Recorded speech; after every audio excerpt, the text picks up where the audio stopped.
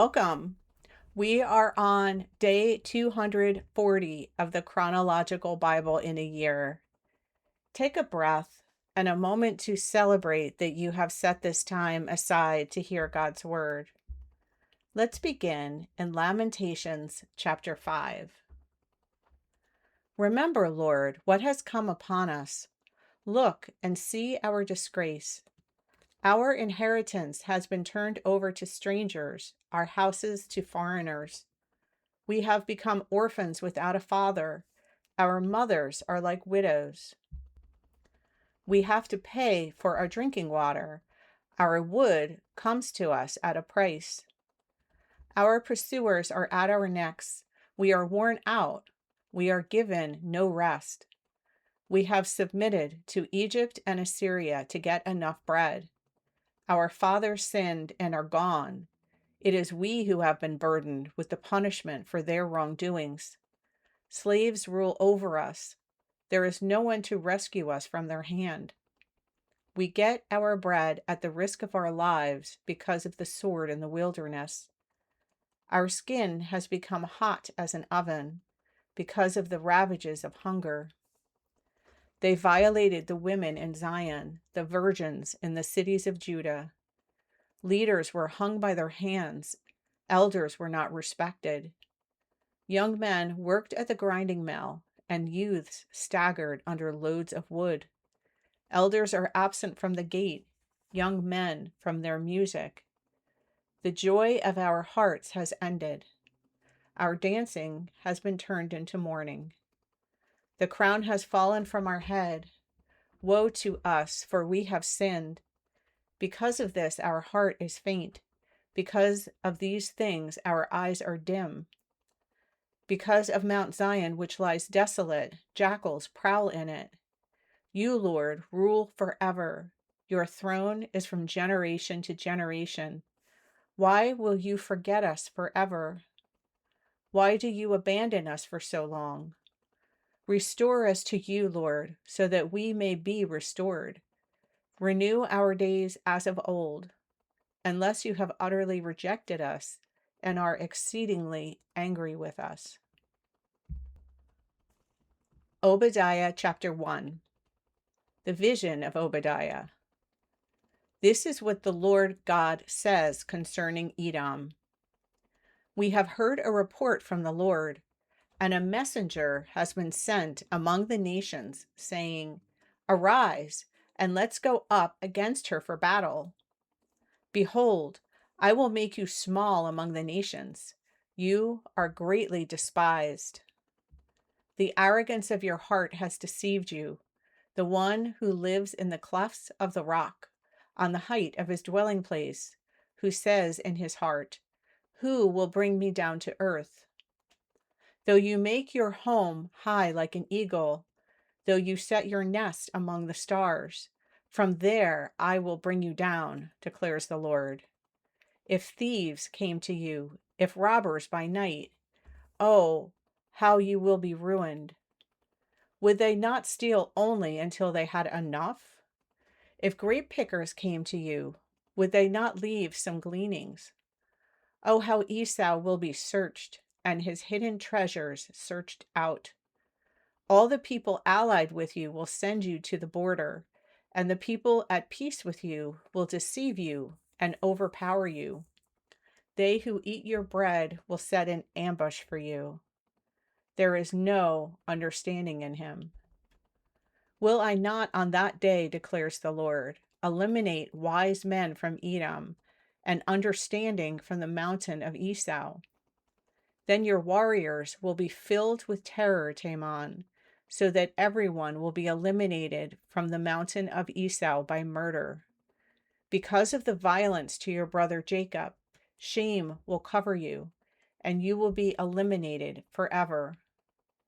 On the day that you stood aloof, on the day that strangers carried off his wealth, and foreigners entered his gate, and cast lots for Jerusalem, you too were as one of them.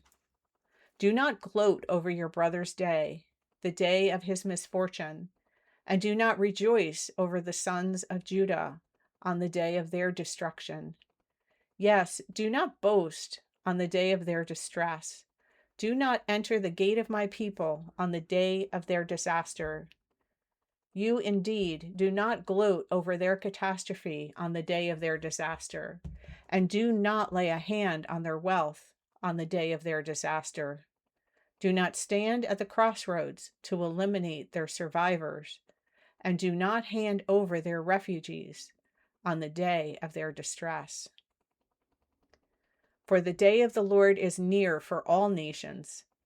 Just as you have done it, it will be done to you. Your dealings will return on your own head. For just as you drank on my holy mountain, all the nations will drink continually. They will drink to the last drop and become as if they had never existed. But on Mount Zion, there will be those who escape, and it will be holy. And the house of Jacob will possess their property. The house of Jacob will be a fire, and the house of Joseph a flame. But the house of Esau will be like stubble, and they will set them on fire and consume them, so that there will be no survivor in the house of Esau, for the Lord has spoken. Then those of the Negev will possess the mountain of Esau, and those of the Shephelah, the Philistine plain. Also, they will possess the territory of Ephraim and the territory of Samaria, and Benjamin the territory of Gilead. And the exiles of this army of the sons of Israel, who are among the Canaanites as far as Zarephath, and the exiles of Jerusalem who are in Sepharad, will possess the cities of the Negev. The deliverers will ascend Mount Zion to judge the mountain of Esau, and the kingdom will be the Lord's. 2 Kings 25, starting at verse 22. Now as for the people who were left in the land of Judah, whom Nebuchadnezzar, king of Babylon, had left, he appointed Gedaliah, the son of Ahikam, the son of Shaphan, over them. When all the captains of the forces, they and their men, heard that the king of Babylon had appointed Gedaliah governor, they came to Gedaliah at Mizpah, namely Ishmael, the son of Nethaniah, Johanan, the son of Kareah, Seraiah, the son of Tanhumeth, the Netophathite, and Jazaniah, the son of the Maacathite, they and their men.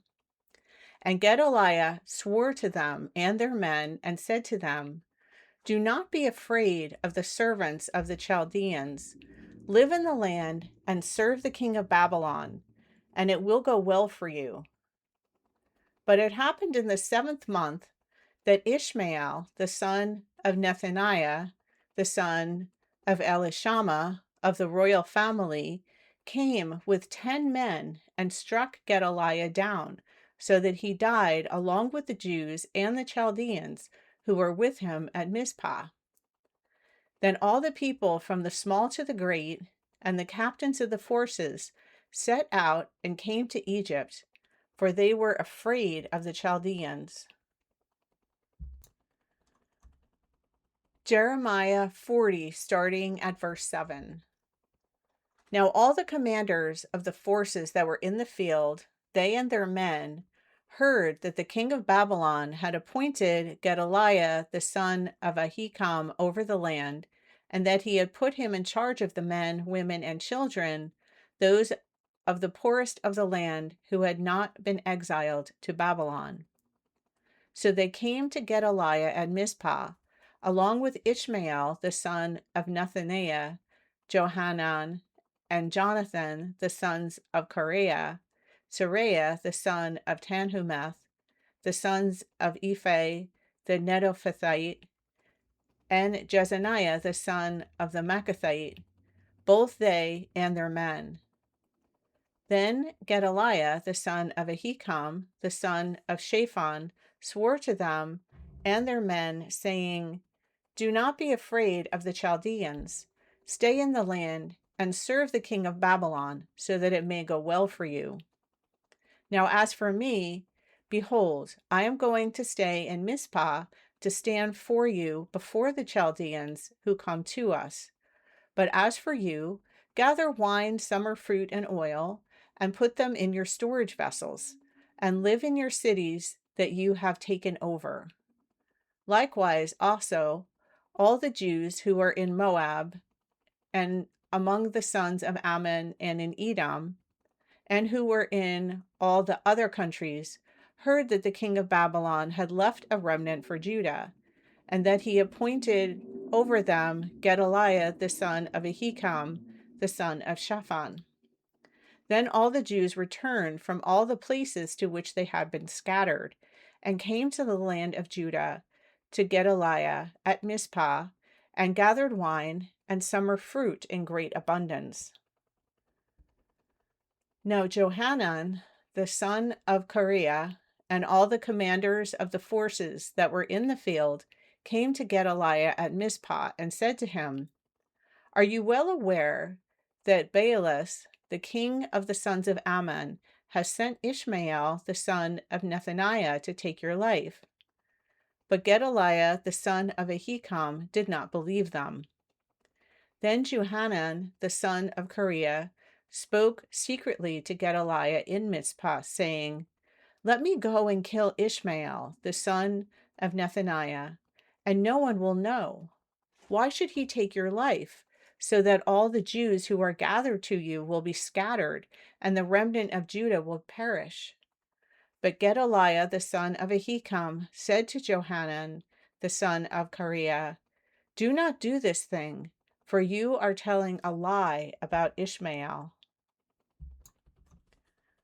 Now in the 7th month, Ishmael, the son of Nethaniah, the son of Elishama of the royal family, and one of the chief officers of the king, along with 10 men, came to Mizpah to Gedaliah, the son of Ahikam. While they were eating bread together there in Mizpah, Ishmael, the son of Nethaniah, and the 10 men who were with him rose up and struck and killed Gedaliah, the son of Ahikam, the son of Shaphan, with the sword, and put to death the one whom the king of Babylon had appointed over the land. Ishmael also struck and killed all the Jews who were with him, that is, with Gedaliah in Mizpah, and the Chaldeans who were found there, the men of war. Now it happened on the next day, after the killing of Gedaliah, when no one knew about it, that 80 men came from Shechem, from Shiloh, and from Samaria, with their beards shaved off, their clothes torn, and their bodies gashed, having grain offerings and incense in their hands to bring to the house of the Lord. Then Ishmael, the son of Nethaniah, left Mizpah to meet them, weeping as he went. And as he met them, he said to them, Come to Gedaliah, the son of Ahikam. Yet it turned out that as soon as they came inside the city, Ishmael, the son of Nethaniah, and the men who were with him slaughtered them and threw them into the cistern. But 10 men who were found among them said to Ishmael, Do not put us to death, for we have supplies of wheat, barley, oil, and honey hidden in the field. So he refrained and did not put them to death along with their companions. Now, as for the cistern where Ishmael had thrown all the bodies of the men whom he had struck and killed because of Gedaliah, it was the one that King Asa had constructed on account of Baasha, king of Israel. Ishmael, the son of Nethaniah, filled it with the dead. Then Ishmael took captive all the remnant of the people who were in Mizpah, the king's daughters, and all the people who were left in Mizpah, whom Nebuzaradan, the captain of the bodyguard, had put in the custody of Gedaliah, the son of Ahikam.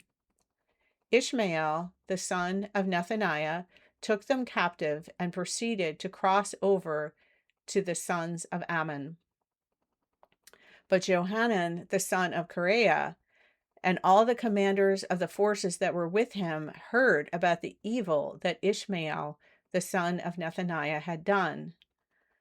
So they took all the men and went to fight with Ishmael, the son of Nethaniah, and they found him by the large pool that is in Gibeon.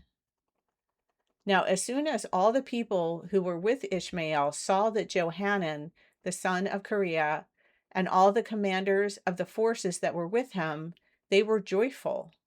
So all the people whom Ishmael had taken captive from Mizpah turned around and came back, and they went to Johanan, the son of Kareah. But Ishmael, the son of Nethaniah, escaped from Johanan with 8 men and went to the sons of Ammon. Then Jonathan, the son of Kareah, and all the commanders of the forces that were with him took from Mizpah all the remnant of the people whom he had recovered from Ishmael, the son of Nethaniah, after he had struck and killed Gedaliah, the son of Ahikam, that is, the men who were soldiers, the women, the children, and the high officials, whom he brought back from Gibeon. And they went in and stayed in Geruth Chimham, which is beside Bethlehem, in order to proceed into Egypt because of the Chaldeans, for they were afraid of them, since Ishmael, the son of Nethaniah, had struck and killed Gedaliah, the son of Ahikam, whom the king of Babylon had appointed over the land. Thank you for listening. I pray that the seed of God's word will be planted in your heart and will continue to grow.